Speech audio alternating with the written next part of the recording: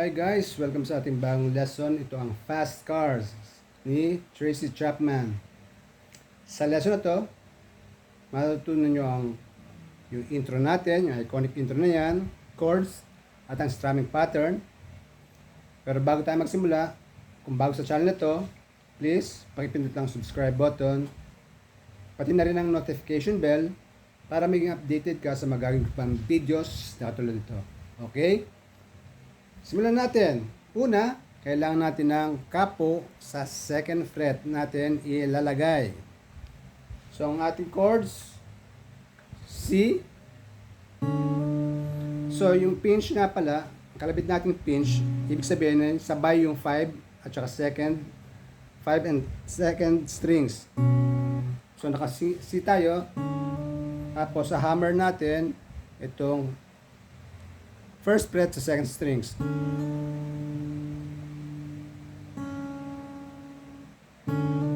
Tapos open na second strings. Tapos pinch ulit.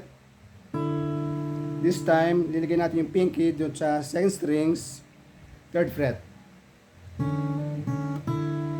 Tapos 2, 3, 2 na strings. So, ang ginamit lang natin ditong strings ay 5, 3, at saka 2. Okay? Ito yung C.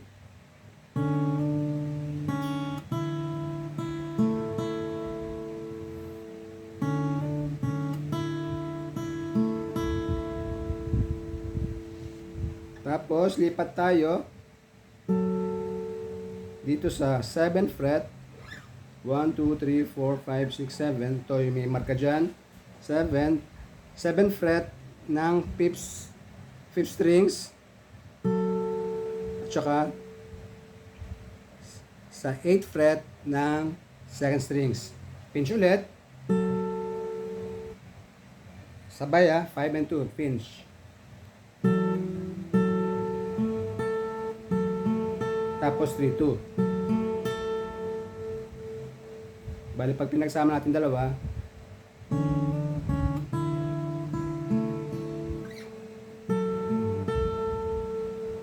may pangatlo, 5th fret, 5th strings, 7th fret, sa second strings.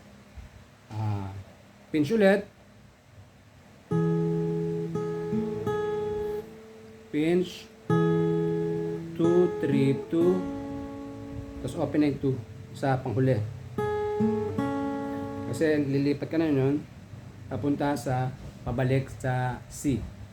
Balik ganito.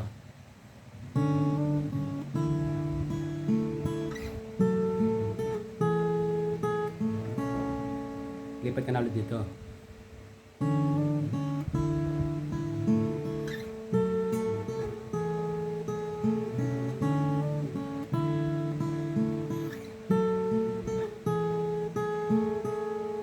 Okay, tapos meron pa siyang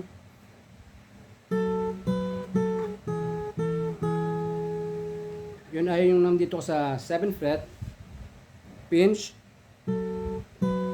tapos sa 10th, sa second strings doon lang kumano yun. Bass beat to.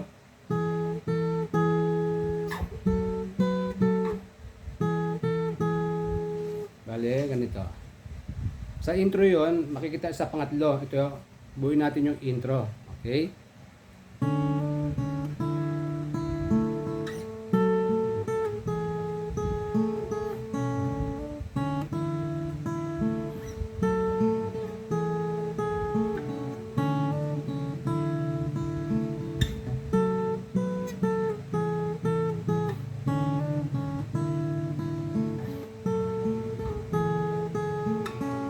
Okay? So sa una to, bali dalawang ganito.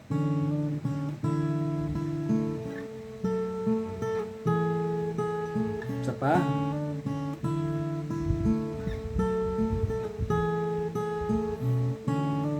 Pangatlo.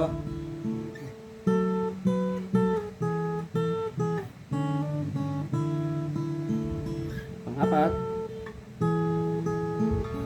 Tapos, simulan na ng verse. Okay? So, yun lang unang dapat nyo malaman yung sa intro at saka sa verse. Sa verse, puro ganun na yun.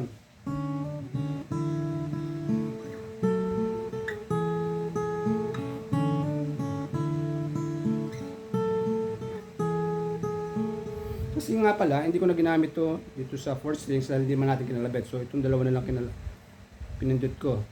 Nakatipa yung sa 5th strings at saka 2nd strings. Okay? Wala na tong silbi. Yung middle finger natin.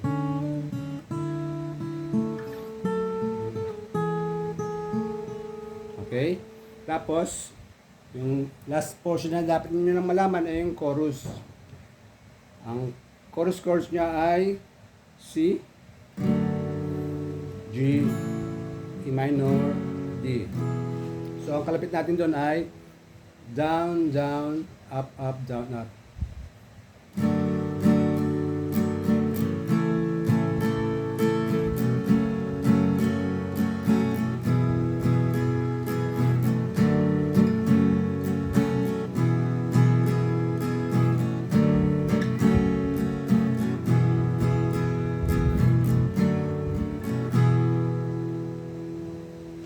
So, sa unang line ng chorus, yung C, G, E minor, D, bawat chords natin ay down, down, up, down, up.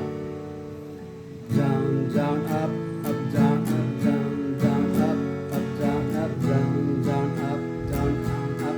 Okay, bale, yun yung sa unang line. Okay, gawin natin.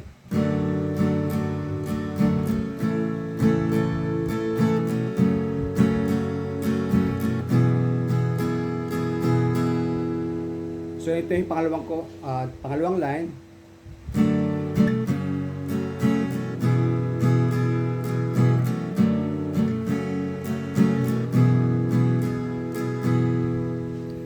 So yung sa pangalawang line, dalawang down sa C. Tapos E minor. Dalawang down. Tapos sa E minor, down, up, down. Tapos sa D, yung strumming pattern natin kanina, down, down, up, down, up. Bale, down, down, down, up, down, down, down, up, down, up, down, down, down, up, down, down, down, up, down, up. Yung huling CD, down, down, down, down, up. Tapos, balik na ulit sa okay? So, buuin natin yung ating chorus. So, I remember when we're